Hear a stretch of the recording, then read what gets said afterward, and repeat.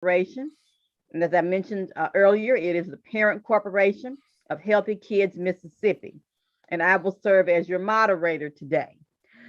We also have with us this morning Ms. Bettina Campbell, who is our Healthy Kids Mississippi Social Services Coordinator, and she also serves as a Medicaid and CHIP assister.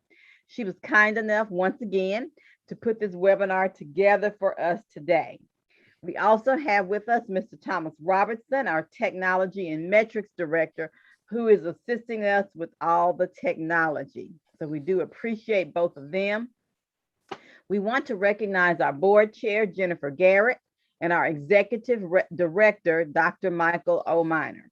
And as I aforementioned, in addition to this Zoom broadcast, we are streaming today's webinar on the Oak Hill Regional CDC and Healthy Kids Mississippi Facebook pages. And we encourage those that are watching us via Facebook to please share on your social media pages. We want this information to be shared widely. So during this time of year, we invariably are focused on spending time with our families and also spending money on our families and our other loved ones. During the 2021 holiday season, it is estimated that consumers will spend in excess of $190 billion on holiday e-commerce purchases. E-commerce, those things that we purchase electronically. I'm doing double duty. Up 35.8% from the amount spent last year. We know some of that is because of the stimulus checks that have come out and all of those different things. Okay. We know that much of this spending will be done by parents who want to fulfill all of their children's wishes for Christmas. And as such, we know that a lot of parents have made sacrifices. They've worked extra hours. They've pinched. Say again. They've done whatever they could to make those children's Christmas wishes come to fruition. Unfortunately, after all of that effort that parents, grandparents, and other loved ones put into making sure that not only the children, but also other friends and family have nice tokens for Christmas, there are always cyber thieves and other types of criminals that are lurking around the World Wide Web. So an unintended consequence of this growth in spending is the increased opportunities for someone to steal your personal data. We know all of this is important to all families, but particularly for families who may be enrolled in Medicaid or CHIP, because they may already be experiencing some economic hardship. So all they need would be for someone to come and steal their information. So that's why this is vitally important for everyone, but particularly for families who sometimes face other challenges. We want to help to eliminate some of the dangers of someone stealing your personal data. And remember that Medicaid and CHIP is our initiative that falls under the Healthy Kids Mississippi umbrella. And we do have assisters across the state who are ready to assist families in applying for Medicaid and CHIP. We ensure that those applications go straight to the Medicaid office, and then we walk those families through from the application all the way through the time that they get a determination letter from that Medicaid office. So today, to talk about cyber theft and these cyber thieves who may be lurking, we have a dynamic panelist with us who's going to share some tips with us.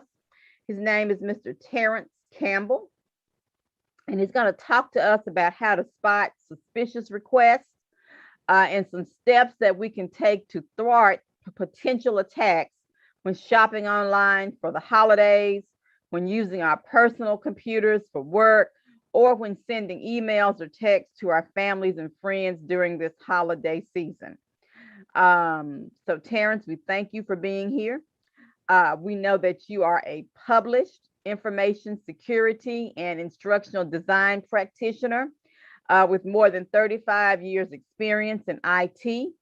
We know that you have many certifications and you are also a teacher in the K-12 system. I believe you teach for Shelby County Schools, if I have that correct. You also work with Apple's Racial Equity and Justice Initiative, which involves 46 historically Black colleges and universities, and with Tennessee State University's Coding and Creativity African American Initiative. You are published. You have 40 plus peer-reviewed articles that have been published widely regarding the area of cybersecurity. You've done work for the Department of Homeland Security, and you've successfully assisted over 500 individuals obtain IT jobs. You have assisted in training 350 plus faith leaders and 40,000 congregants in over 150 faith-based organizations in Michigan, Ohio, Tennessee, Mississippi, and Arkansas. And the areas of expertise that you helped those churches with were HIV and AIDS education, diabetes education, health informatics, and other technology issues. In addition to all those wonderful things, you are a devoted husband and father. So we are excited to hear your presentation. We know that you're going to bring us great information. So I'm going to go off screen and give you the floor, sir.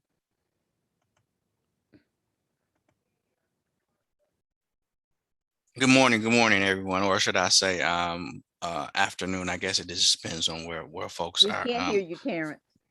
Can you can't hear me? Can you hear me? Uh-oh. Can you hear me now? Can't hear you. Can't hear me. Interesting. Can you hear me now? Yes.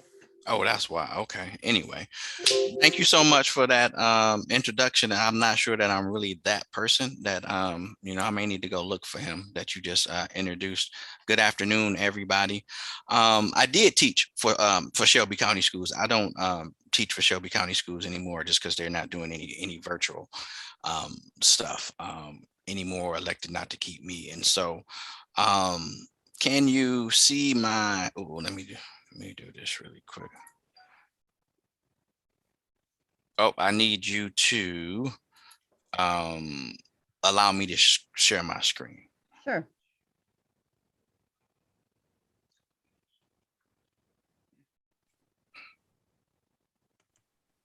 Oh. Okay, just let me know. Okay. When I can do that. Mr. Producer Duke, can you help us? So Terrence, while we're giving Duke a moment to give you that opportunity to share, we'll just start talking.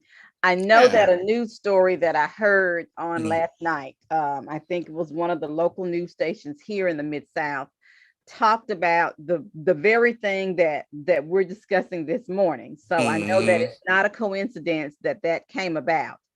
And they were talking about how sometimes during the holidays we spend quite a bit of time purchasing things online, and one of the new things that has come in vogue is e-gifts. Absolutely. Gift cards that people send electronically. I know most of us have done that, and I never thought of that as being a danger.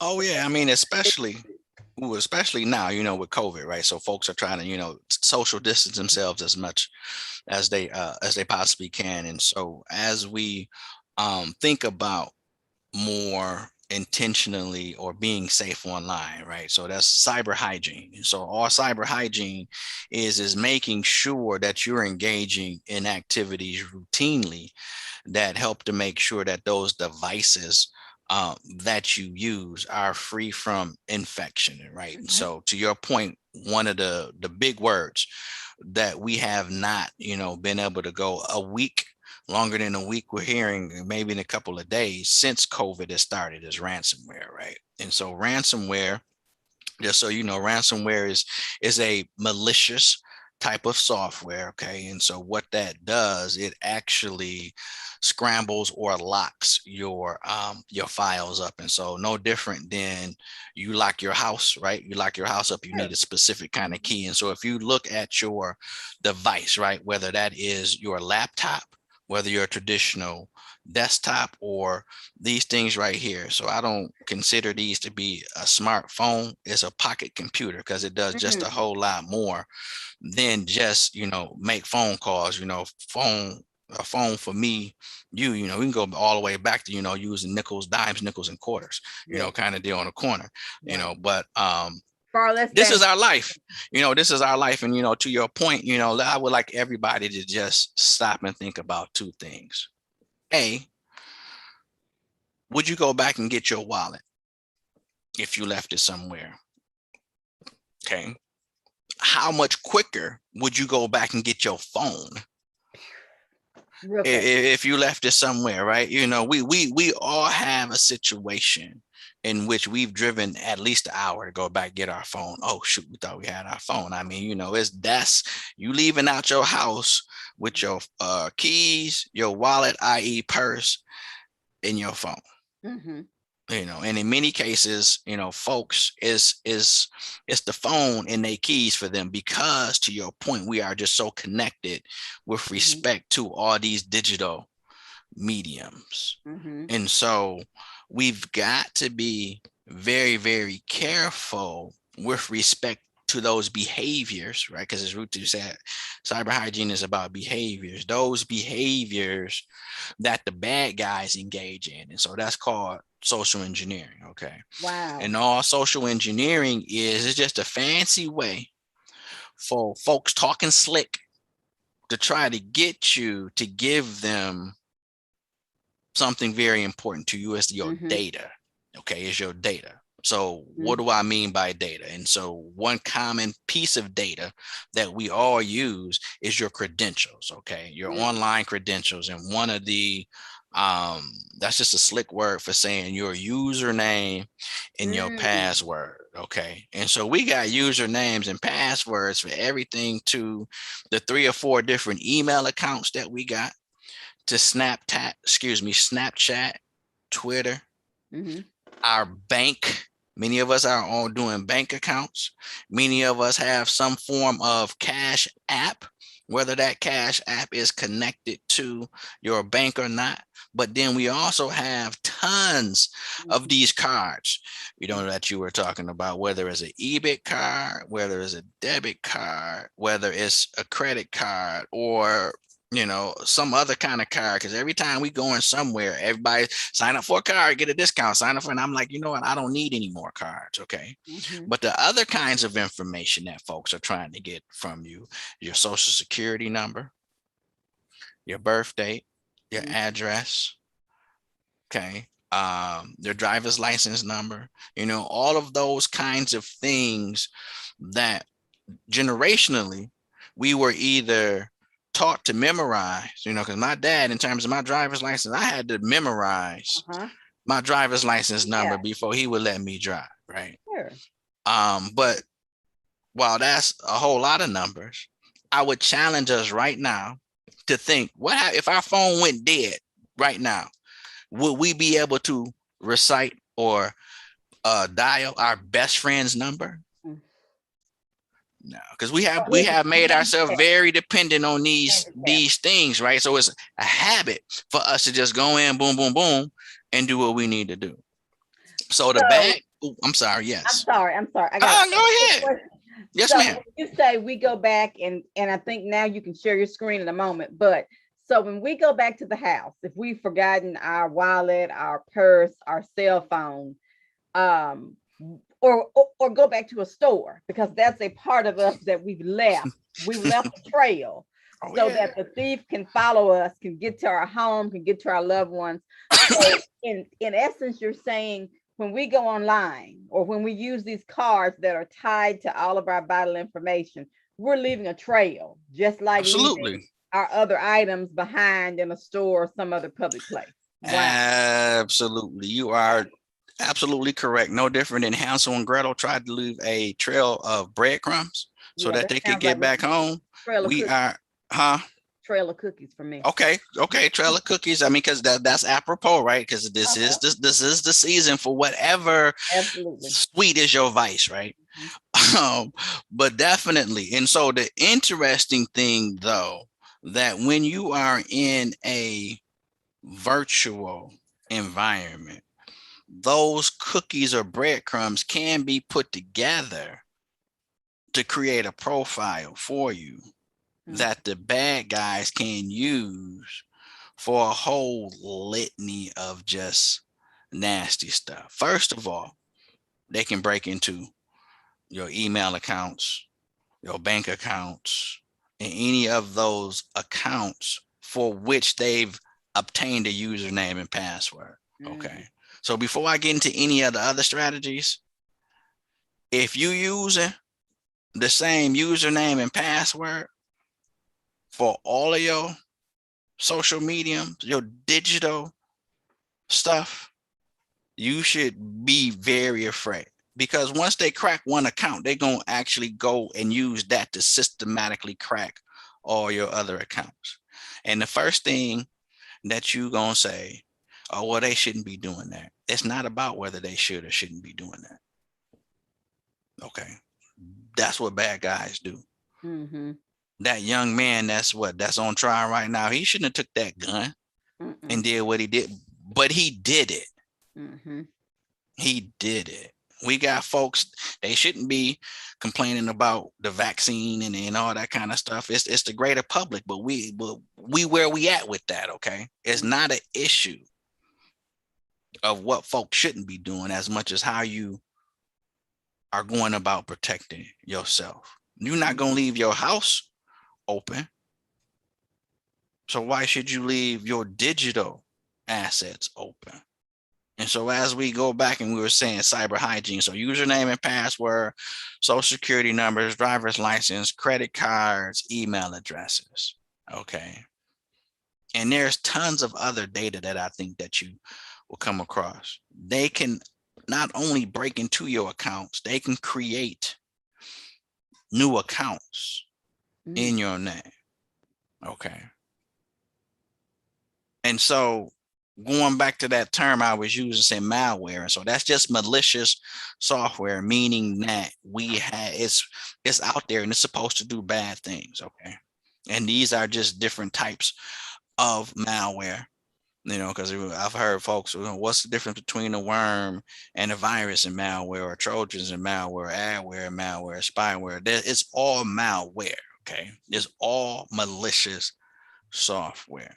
But perhaps the most prevalent that we're dealing with right now, or we're hearing about right now, is ransomware. Okay. Mhm. And ransomware basically locks up your files. Okay. Mm. Locks up all of your personal data. And you want to make sure that if you are not up to date in terms of your browser software, right? And so what do I mean by browser? So that's Microsoft Edge. You've got Safari for my Mac folks. You've got Firefox as well as Chrome. And so make sure that they're up to date. One of the cool things is that they just generally tell you, hey, and you need to close me out so I can update myself. Mhm. Okay. And that is one of the cool things as well about some of the more up-to-date operating systems. And so what do I mean by up-to-date operating system? So Windows 10 is an example of an up-to-date operating system, and they just update themselves by themselves. Okay. They just need you to reboot. Sometimes Windows will just reboot itself. I do work, make sure that you're constantly saving your work, because when these things reboot themselves, they don't necessarily say, hey, Terrence didn't save it, I'm going to save it for him, unless you have it configured like that. Okay. And you can do that. And so what is social engineering? And we were talking about that. So social engineering is just a fancy way of saying the bad guys, the evil empire, the spies, they're out there and they're trying to figure out how to get you to give you some of that data that they need to break into your accounts, your digital houses, your social mediums, your email account. And so some of the things, going back to what Sister Lottie said, is that they're sending these communications, right? So they can send communications generally to you one of three different ways. They can either send you a traditional email, okay, and we're going to actually go through and look at some emails. That's called phishing.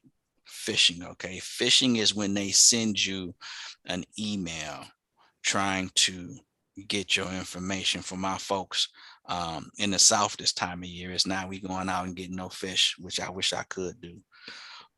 We also have what's called smishing, okay, smishing, and that's when they send you that communication via text as opposed to an email. And I'm not sure if you all have paid attention, but since the FCC has given the telephone companies the opportunity to kind of monitor themselves, I've gotten more smishing attacks than I've ever gotten. And then there's vishing, okay, vishing, and that's phone calls, okay, that's phone calls.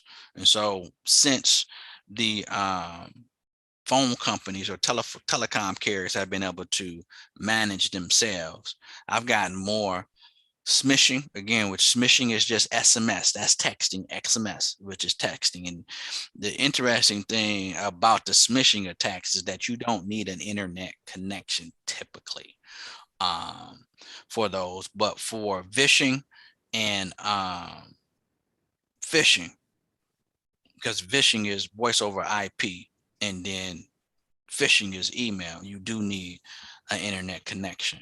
Do we have any questions at this point? Are you looking in the chat, Sister Lottie, or did you have any questions thus So far? my question would be, we're talking about how people can access our information, thinking about, parents or grandparents out shopping for their children or their other family members. So what about our kids in particular?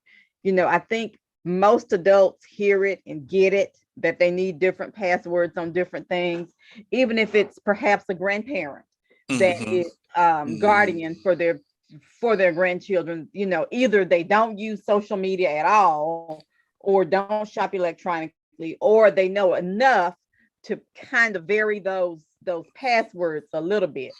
So what about for our children who don't have the wherewithal to do those things? Kids now at 7 or 8 have a cell phone with them. They may have some type of social media account. I think they're more into Instagram, where us old folks are into Facebook. Right. So how do we help them with these things? So I think it's probably worse during the holidays for children, just like it is for adults. Well, so there's a still great question, and that equation is twofold. So one, there are apps that parents can put on their children's phones that will not only allow them to see where their children are going, but to actually lock up Instagram during certain times of the day. With respect to children and just anybody in general, have a strong password. And what do I mean by have a strong password? That means having a password that is at least 8 characters long. Okay. You want to use a combination of numbers, letters, and special characters. And with respect to the numbers, you want to vary those, the letters. You want to vary those letters in terms of uppercase and lowercase because of the way that computers process information in terms of just ones and zeros, and those that have seen the movie The Matrix, any one of them are familiar with that. So if we had a word, a password, and I'm gonna say ABCD 1 2 3 4, okay. So if that password was lowercase ABCD 1, 2, 3, 4. The computer or digital devices see the lowercase a, b, c, d, 1, 2, 3, 4, totally different than if it was all capital A, B, C, D, 1, 2, 3, 4. And so now as we start putting in different combinations, to include maybe putting, say, an exclamation point and a dollar sign at the end, now you've given a lot of variety or a lot of possible combinations for the computers that the bad guys are going to use to try to crack that password. Because one of the things they use is called a dictionary attack. And just like it sounds, they just use a computer or a digital device to go through every combination of words in the dictionary, upper and lowercase. And so that's why you want to also add in numbers. And so there's a lot of talk in the cyber community that we need to start having folks not use passwords, but pass phrases. So for example, a passphrase could be just do it, right? Like Nike said, just do it. Or going back to looking at this in the I'm looking at the chat. If you see a number that you don't recognize and answer anyway. Well, so first of all, I would ask you, why are you answering a number that you don't recognize, right? I mean, it's behaviors, right? They know. See, that's the bad guys play on folks' curiosity. If I see a number that I don't know, I listen to the voicemail. And if you didn't leave me a voicemail, I don't call you back. You called me for a reason. Leave a message. I don't know who you are. When you call yourself, when you engage in the behavior that you've put in the chat, Miss Patricia, you have put yourself at risk for folks being able to get information off your phone. You have created a connection for your phone. I mean, these folks is very savvy. They can use just that time, that 10, 25 seconds, to put a virus on your phone, to put some malware. They can infect your machine. Depending on how savvy they are, they can pull, pieces of information. They're very methodical and they're very patient, putting together, breaking into anybody's device, reconnaissance, right? And so it's like putting together a puzzle. That puzzle may be 5 pieces. That puzzle may be 5,000 pieces. They don't care. They're going to take whatever time they need to take to put that puzzle together. You got to protect yourself. There should be nobody more animate about protecting your data than you, your house than you, your parent, your children than you. And I'm going to say it is not the government's responsibility. I'm going to say it again. It is not the government's responsibility. It's your responsibility to protect yourself. So having said that, what I would recommend with respect to, we'll say, the credit cards, I'm a put a pause on the emails for a minute. But in using credit cards, debit cards, cash apps over the holiday season, I would recommend that rather than you using your own debit card, that you get a replenishable card. Because if they get your debit card, they compromise that account, you gone. Even if you go to the store and you press the credit, right? You press the credit and then it's supposed to go against that credit piece. That's still your debit card. They still have access to your card. Be careful about the cash apps that you use, because I have heard some of the savvy folks some of the savvy hackers have broken into cash apps and drained out folks' account. Take the extra step to protect yourself. Those two things, either of them, guess what? They protect you from yourself too. From overspending. Bingo. Don't go hog wild. Remember what the season's for. Don't spend all that money that you was hoping to get, and then something happened, and then some other things happen, and now you in the hole. Great information. So what about you mentioned our debit cards or credit cards, whatever we're using. What about when we scan a card somewhere like a gas station? I'll use a personal experience. This was not during the holidays. It was many years ago. I was traveling actually with one of our church members. And we stopped for gas. We remember stopping. I remember scanning my card. For some reason, I had to scan it more than once for it to, for the transaction to begin. And 2 days later, money was going overseas out of my account. Now, my bank is a credit union, so they made it good. They fixed it. Everything was okay in a very short period of time. But everybody doesn't have that luxury. So how can we help to keep those things from happening? Is it better to walk inside the store and pay for gas? Is there something we can look for on the card reader outside to know that it's been tampered with? How do we know?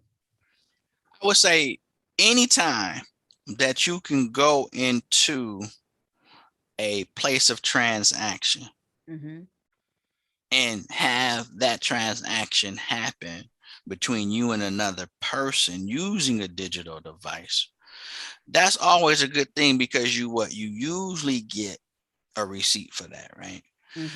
Typically, also, the credit card readers, like what you were speaking to, those folks are not installing those credit card readers in those places of work. Now, there are some exceptions where folks have gotten folks with credit card readers at restaurants, but statistically, that's very small. Okay.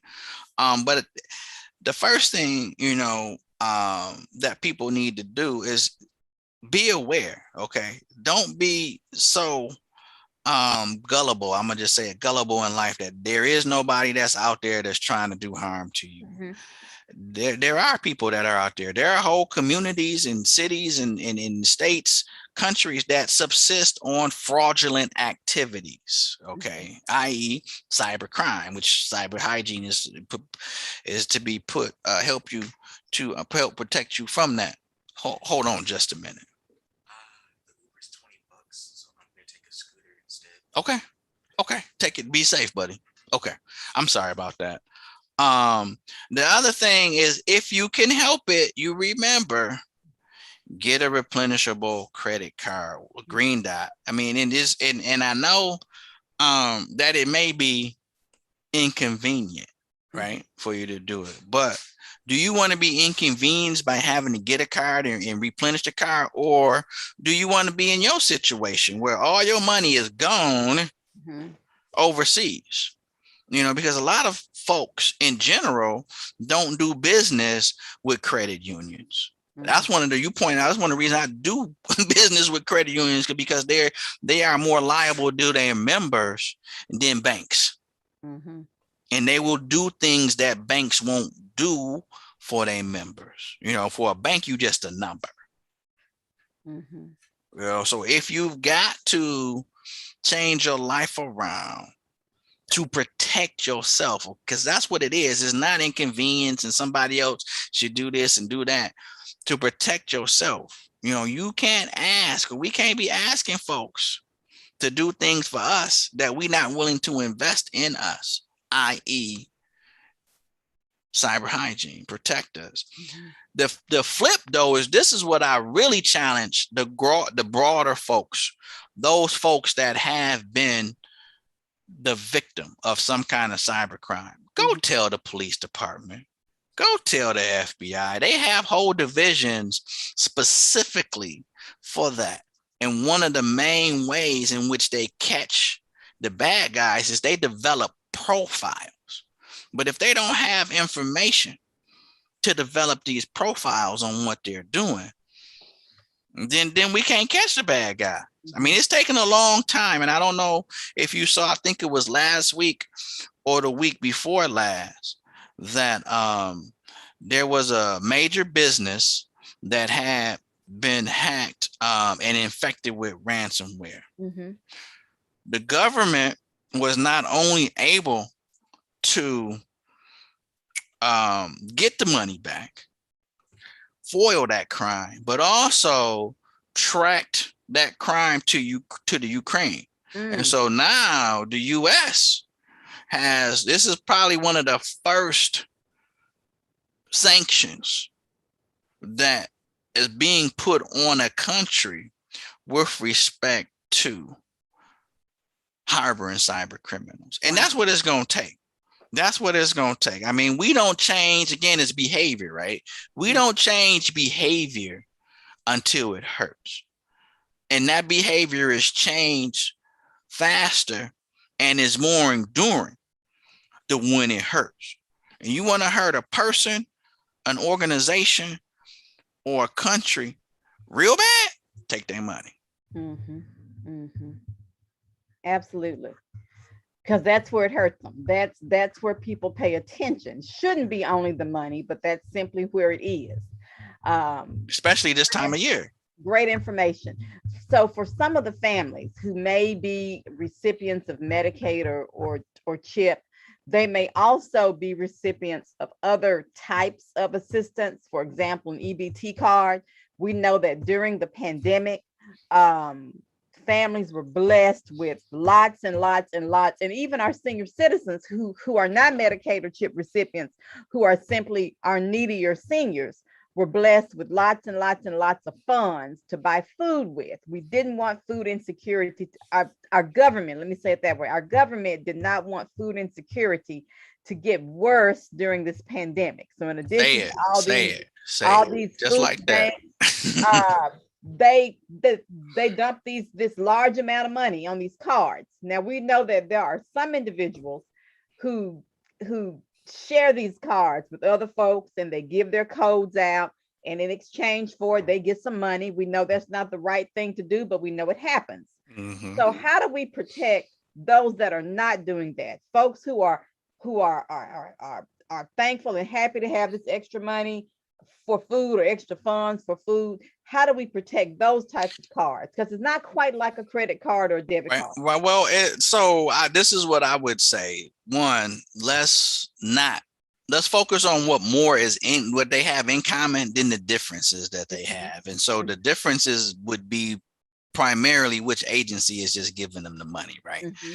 Same concept though. And so one of the major things, irrespective of what it is, if your digital device that you're using, if it's a credit card, debit card, EBT card, if it's your laptop, if it's your iPad, if it's your pocket computer, i.e. your smartphone, make sure you're doing two things. One, periodically changing your password, your password, okay? I would recommend every 30 days, right? Because once they get, if they get that or they got that, or say you in a situation where me and you, Sister Lottie, we friends, we got whatever card it is, you got my stuff, or we fall out. Ooh, we don't know what that person gonna do with my information or not. They might sell it to get what they need to get. Then they may be selling it to different people with folks not knowing, this the one card and I can do all of this stuff. But if you changing it every 30 days, doesn't matter, right? I would recommend at least once a quarter. So 4 times a year, you should make an investment in yourself to change your password. Okay. Wow. As well as those systems that have those secret questions, change them too. Change them up. And you can put them somewhere, okay? Put them somewhere where you're going to remember. And I'm not saying write a note down or anything. Make a file, okay? Save it on your computer somewhere. Go, and then you go the extra step and create what's called a electronic locker, okay? There's software specifically that you can put all kinds of data, passwords, credit card numbers, CVS codes, and in that one place. So now you don't have to remember 100 passwords, but you may need to remember a couple passwords to get into this electronic locker. And that electronic locker, what that does, it does for you what ransomware does for the bad guys. It encrypts those codes, those numbers, all of that stuff you put in a password, so that only if it's open with you on that machine, or you can set it up some web-based where you can do it anywhere you want, but you got the key. And if somebody break into that without the key, the right key, they won't be able to get all that information. Right. Wonderful. So for families who may not have, that they may only have their phone, their, as you say, their pocket computer. Am I correct that there are some phones that have password lockers? There are some phones that have password lockers. Well, this is what I would recommend for families that's in that situation. Use biometrics. Okay, a lot of the phones are moving to the case where you can actually put your phone, your thumbprint up, or they have facial recognition only, or combination of facial and retina scans as well. As much as you can personalize the access for your data, do it. Great. Wonderful. That is great information. So last comment / question. I think I heard you say a wonderful way to help protect our information is to have like a green dot card, so that if a bad actor gets our information, they're not cleaning out our bank account, because we all work too hard for whatever we have for somebody else to take it. The other option, I think you mentioned, go inside a business if you have to scan a card. And you didn't say this one, but I'm going to throw it in. We know that this opens another can of worms, but if you can safely do so, use some cash. Because I would. That's at the end of the day. I mean, cash rules everything around me. Not to quote a hip hop quotable in Wu-Tang, but I mean, you're dating yourself. So it is what it is. Look, I men don't have a problem. I'm 50 years old this year. Men don't have a problem with dating themselves. But no, that's out of all of this. If cash and carry, that's definitely what you can do. But then some of the tips that I've mentioned and what you reiterated. The other thing that that I forgot to mention is this gonna take a lot of self-restraint though from a lot of my big spenders of the holiday. You can go to your bank and request that a limit be put on your spending. And some of us, regardless of where we fall financially, it's just prudent for us to do that. Absolutely. To overindulge. And if it's a family with children, or perhaps a grandparent that is raising children, raising grandchildren, that's just good advice anyway, because we all want to bless our loved ones, but we also need to be prudent and remember that we've got to live after the holidays, whether it is Christmas, Hanukkah, Ramadan, whatever you celebrate. If there's gift giving involved, that holiday is not going to last forever. At some point, January is going to hit and you're going to have to get back to life as usual. Absolutely. Yes, ma'am. Because how many toys can they play with at one time? How many devices can they use at one time? Really? They need the latest and greatest? Really? And we know, I'll say this, and we're gonna open it up for additional questions. We know that not only do cyber thieves target the neediest folks sometimes, um, also uh, the marketing firms target, and Oh, it's their absolutely. job. They make big bucks for doing it. They pay some developer a whole lot of money to come up with the right words, the right visuals to get the child's attention or to get the parents' attention. That's why certain commercials run during the kids' programming, because they know that if the child asks, Mommy, Daddy, can I have that with me? The last doll I received as a child, and I was really wasn't a child, I was a preteen or a teenager at the time, was a Cabbage Patch. Because Oh, you everywhere that dating I looked, yourself, Sister I Lottie. know, everywhere I looked, there was Cabbage Patches. Every show I watched, there was a commercial about the Cabbage Patch. Yeah, that was So woo. parents, you all get the idea. So it's all about the almighty dollar. And we want to enjoy the holidays, but we also want to be able to live afterwards and protect whatever we have. Brother Absolutely. Terrence, thank you One so much. so one Go other ahead. thing I do want to go right with what you were saying. At Mhm. the end of the day, whether it's face-to-face sales or web-based sales, if it's too good to be true,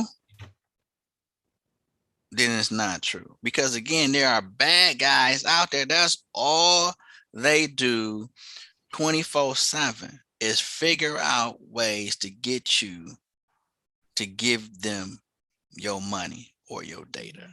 Yes, yes. All right, Brother Terrence, you have been absolutely positively phenomenal. We thank you for letting us pick your brain. Thank you for the information.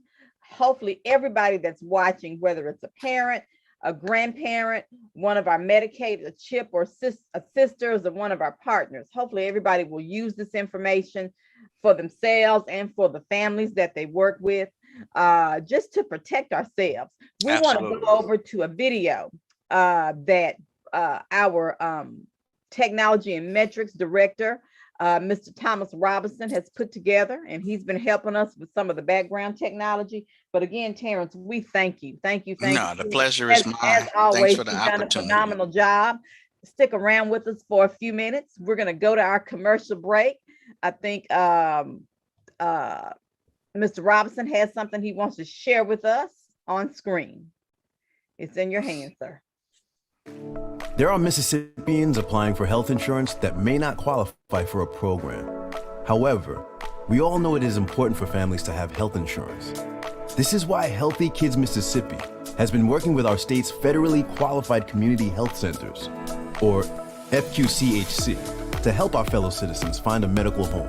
Our organization is focused on raising public awareness about health coverage options for children and their parents through the Medicaid and Children's Health Insurance Program, or CHIP, in the state of Mississippi. Our process is simple. Our organization's assisters seek out Mississippians. Once our assisters gather the necessary information from the consumer, they apply for insurance programs on behalf of them when consent is given. When the application process is complete, the applicant will find out by mail if their application has been approved. We want to help as many families in Mississippi as we can. To learn more about our organization, please visit us on our website, healthykidsms.org, or give us a call at 662-298-3584. We welcome you.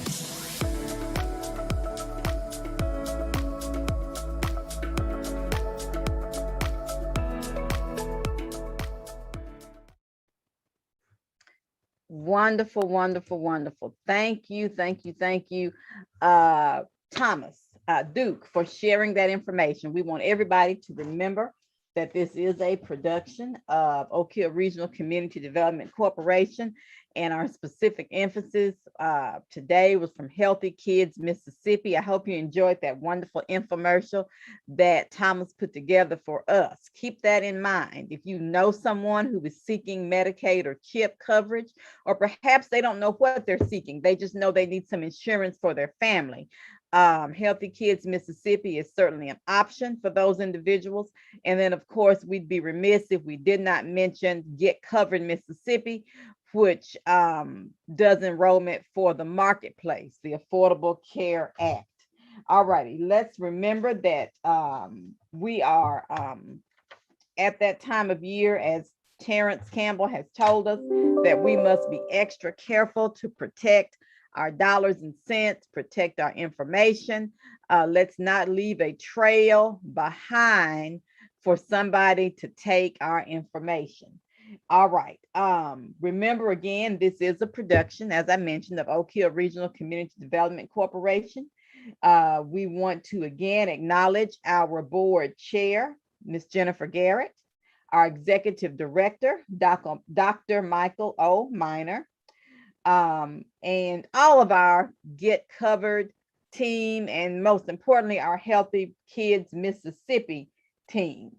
Oak Hill Regional Community Development Corporation, we are belonging, building, and bridging in the Mid-South region and across the state of Mississippi. Again, we thank you so much, Terrence, for being with us today. We appreciate the information that you shared. I'm going to put you back on screen so they can see you once more. Any closing comments before we move on? No, my pleasure. Anytime you all want me to come on, I definitely will. Be safe, be happy. If you're traveling this holiday season, whether it's Thanksgiving or Christmas, be safe. Remember, COVID is out there. Okay. Yes, thank you so much. Appreciate you. All right, so we are going to sign off of social media in just a moment, but we ask for those who are with us via Zoom to please remain for a few more minutes, and we'll just do a little quick confab. To all of our social media viewers, we thank you so much for viewing us today. I hope we've covered all your questions. Let me ask one more time, Brother Duke, were there any other questions on Facebook? No, ma'am. Okay, wonderful. Again, to all our Facebook viewers, thank you so much for viewing us. You guys are so faithful. You're here with us every month. We know that our next production, our last one for 2021, will be December the 15th, 11 a.m. Central Standard Time. As they say, same time, same station. All right, guys, we're going to sign off of social media. And I think Dr. Minor is handling that. I don't see the icons on my screen. So hopefully he has signed us off. We'll give him a second, and then our Zoom participants will have the floor.